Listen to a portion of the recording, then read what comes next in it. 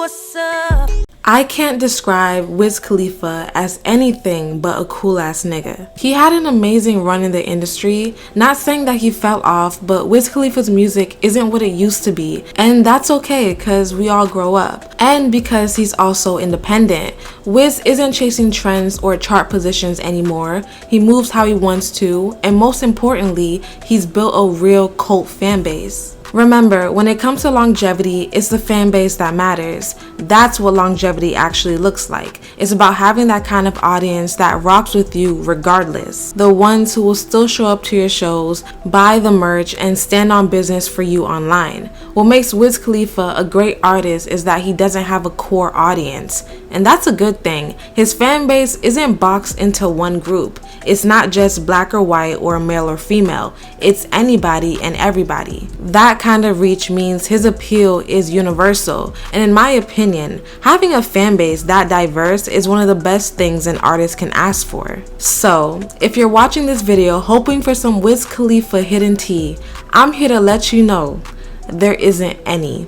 Wiz is clean. He smokes his weed, makes his music, and goes home. Aside from his music, I have no critiques about anything Wiz Khalifa related. But if you're here looking for some nostalgia and old vibes, we're about to go down memory lane. Wiz Khalifa started laying the foundation early. He dropped his first mixtape, Prince of the City, Welcome to Pistolvania, in 2005. That tape helped build momentum for his debut album, Show and Prove, released in 2006. Even back then, industry heads took notice, with Rolling Stone naming him an artist to watch. Wiz has so many albums, it's honestly overwhelming to go through them all, but the truth is, it's the memorable projects that really hold his legacy together. Those standout tapes and albums are what defines Wiz Khalifa's career. From Kush and Orange Juice, which became a blueprint for stoner rap and internet mixtape culture. Kush and Orange Juice is considered a cult classic by Wiz fans. And them bitches, they mesmerize, they recognize, I keep it so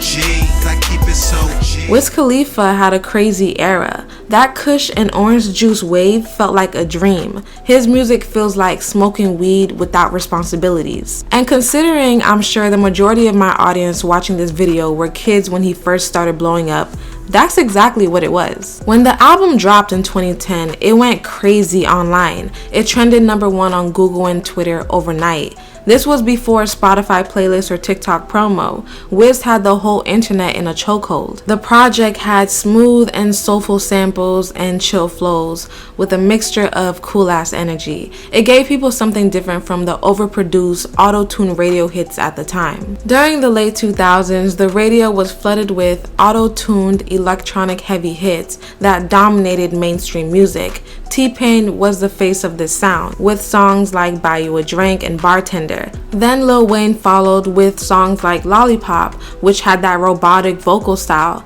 Then you had the Black Eyed Peas, who were doing the absolute most. Wiz was kind of refreshing because he was less gimmicky of the 2010s. The music reflected his come up, so while Kush and OJ blew up, also came Taylor Gang.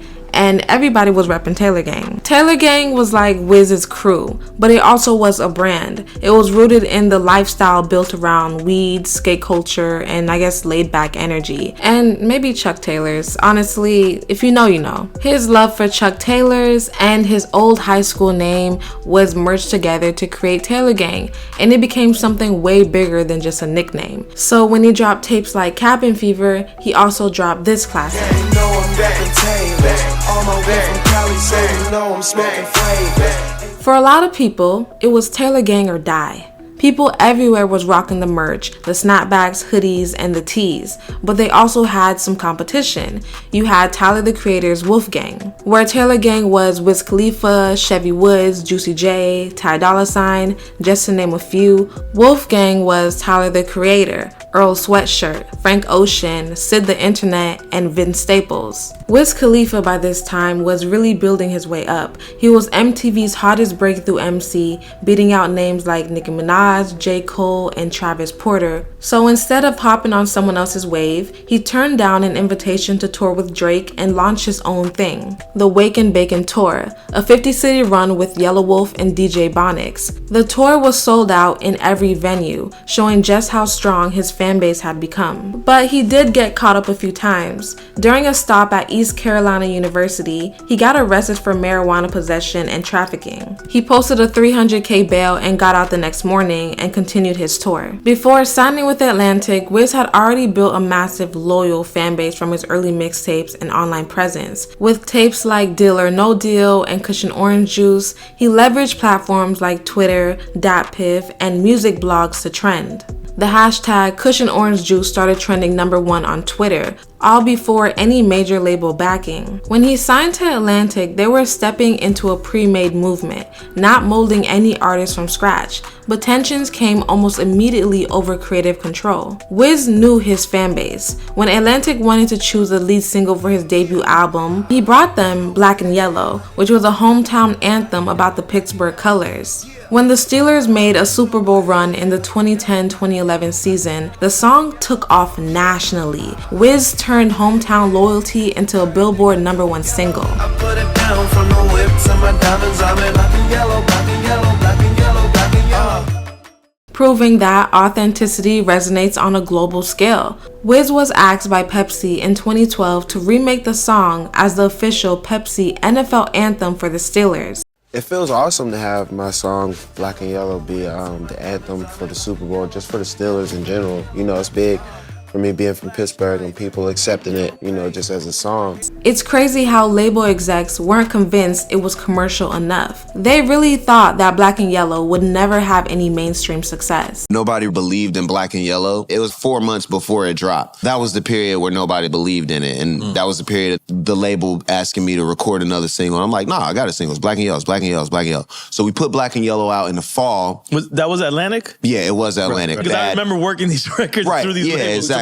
Come ain't do the right thing. They know the story, they'll tell the story too. Mike Kaiser, I'm gonna call you tonight. The label didn't believe in Black and Yellow. We put Black and Yellow out and went #1. This was the era where the internet was so new in terms of how people were promoting music. That the labels were still on the old guard of the old school way, that they didn't catch up quick enough. They were all behind. Yeah, they didn't understand that we were in control of our fan base. Right. They thought that they knew better than we did. They love me. They don't care what the I'm saying. Labels hadn't seen that before. They were used to building the artist. You know and they controlled the publicity. You could go straight to the blogger, straight to the internet. Right. And I think they were still catching up to that. It was just a disconnect. But Wiz stood 10 toes down, and the rest is history. Black and Yellow shot to #1 on Billboard, becoming a cultural and commercial hit. The movement crystallized why Atlantic had signed him in the first place. His instincts were right. He already understood how to reach his fan base and knew what would stick. Words cannot truly describe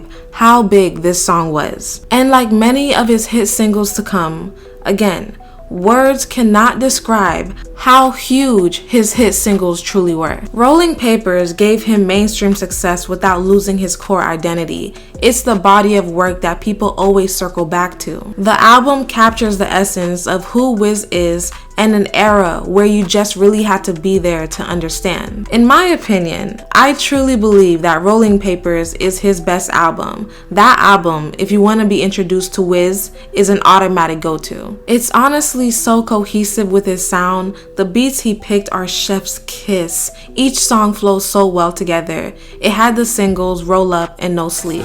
Send her my way, she ain't gotta hold up. Whenever you call, baby, I'll roll up.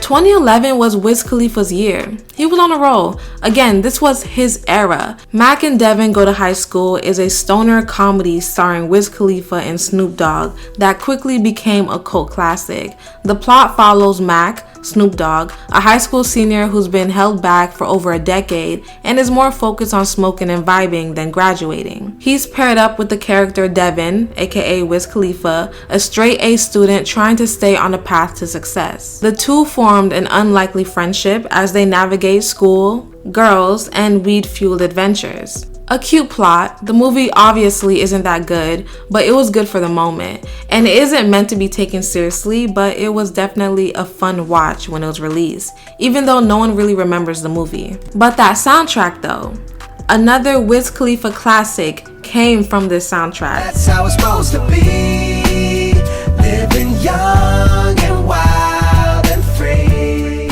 which is really the biggest thing that came from this movie, Young, Wild, and Free. Literally, this song is just pure vibes. It's one of those songs that hits you with instant nostalgia. It just gives off a carefree feeling, more now than it did back then, but it's a staple in Wiz's catalog. So Wiz dropped Cabin Fever, Rolling Papers, and Mac and Devin soundtrack. The man was working. The next year he dropped Only Nigga in First Class. It feels like a moment where Wiz Khalifa finally realized that he made it. Like he couldn't believe that he made his dreams come true. You could hear it in the way he raps, like he's in awe of the life that he's built, but also completely unbothered by anyone's expectations of him. It was like hitting a point of clarity where the fame and the money, it just all clicked together. On tracks like The Bluff and Medicated, there is this calm confidence, like he knows exactly who he is now.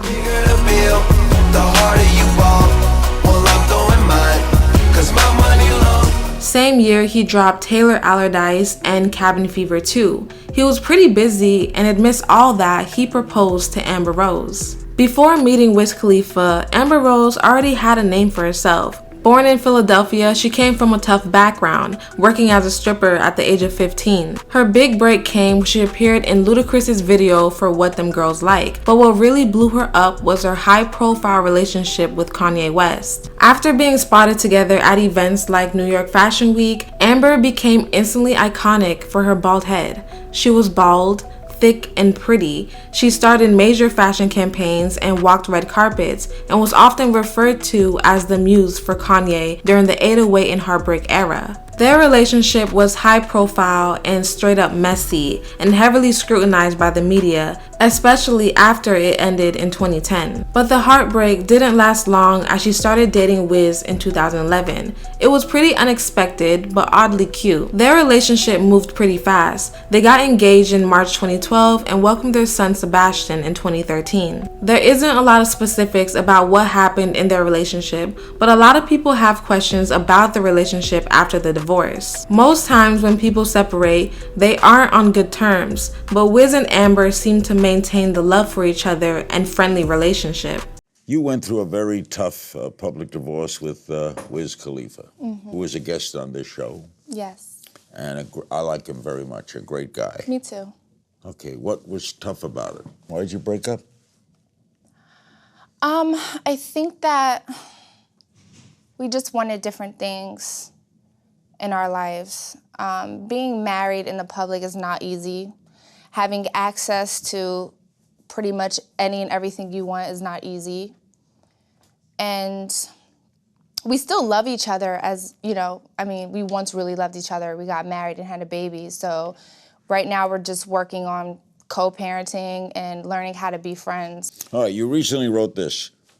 We went wrong somewhere, and even if we never get back together, even though I pray, dream, and hope we do, he will forever be the love of my life. The media doesn't make it easy. Through all the ups and downs of our relationship, my heart still beats for him. If it does, and if he feels the same, why don't you get together? I think that was my last attempt to save my marriage. And I think at that point, it was a bit too late. We kind of already went our separate ways. You miss him? Well, you see him, but do you miss the romance? Do you miss? Yeah, well, of course. I mean, you know, I think about the good times we had, for sure. But what was revealed, according to Amber, was their age gap and their family members that drove a wedge through their relationship. He has told me, like, after you guys, the day you got a divorce, you and him went to the strip club. Yeah. How the hell that? Y'all can't be together, but come on, baby, let's go to the strip club, get some wings. That's my dog. That's my dog. And he said, you know what? He said, I wouldn't get, I just give her the money, let her do her thing. I was like, Wiz, think about what you said. You said you and Amber, y'all went to court. Y'all got a divorce. Come on, baby, let's go to the club. We just cool like that, Shannon. He said it. He said, we are so much better as friends than we were husband and wife. 100%. Also, in our defense, Wiz was 23 when he proposed to me. Right. I was like 26. We were very immature. We were just getting money. Right. Our families were just like, well, you got this money and you got that. And our families up our marriage. Really? We're really gonna be honest. What happened? His mom didn't like you. Your mom didn't like him. I mean, Just everybody just couldn't mind business, and then me and him start arguing because our family is intimidating us and just making shit hard, where we could have just been happy and peaceful. You know, it just wasn't.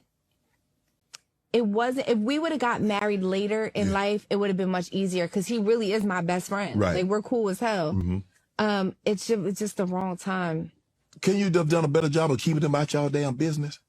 Oh yeah, but when you're that young and you got so much money coming in on both sides, and then you got a brand new baby, and you got the mama telling you, well, this is how y'all raised you, and then my mom was like, well, I with this, and then she's saying this, and that, and then it's just like, well, I'm like, well, you need to tell her to stop saying this, and he's like, well, you need to get your other side of the family, and it's just a whole mess.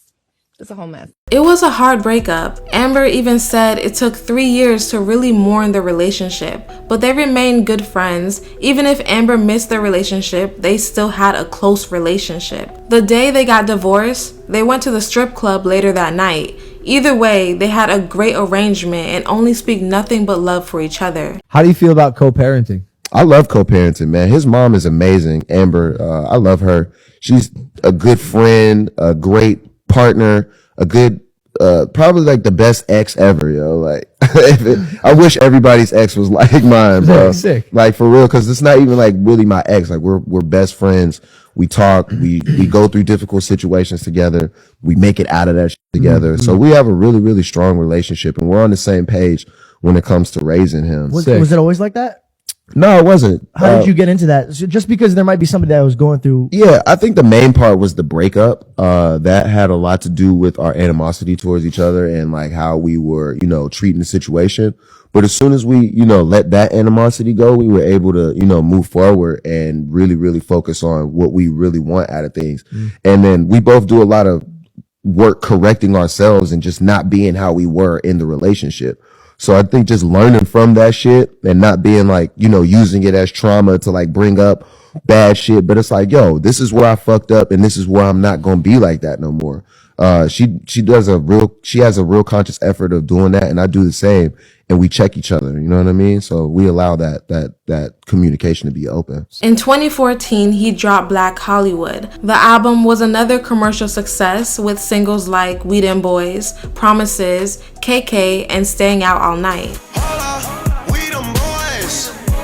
Baby, when the lights go out, it's like we're the only ones. Rolling out, staying out all night, staying out all night. Surprisingly enough, this was actually his first #1 album. He also featured on one of the biggest songs of 2014. Oh, hey, Dad. Sit your ass down. Okay, man. Or no. Okay, I'm sorry, but I had to add something from the Vine era. But seriously, Or Nah was like the biggest song of the year. The Fast and Furious franchise started in 2001 as a street racing action film, but over time it evolved into one of the most successful film series in Hollywood history. What began as an underground car culture in Fast and Furious turned into a global saga about family, loyalty, and missions. A big part of the franchise heart was Paul Walker, a former undercover cop who became a central figure in the series and a fan favorite for his charisma and chemistry with co-star Vin Diesel. Tragically, in 2013, Paul Walker died in a car accident during a break from filming Furious 7. He was only 40 years old. The news shocked fans all around the world, not just because of the irony of how he passed, but because Paul was genuinely loved both on and off the screen. His death left a huge hole in the franchise, and the filmmakers were faced with an impossible challenge: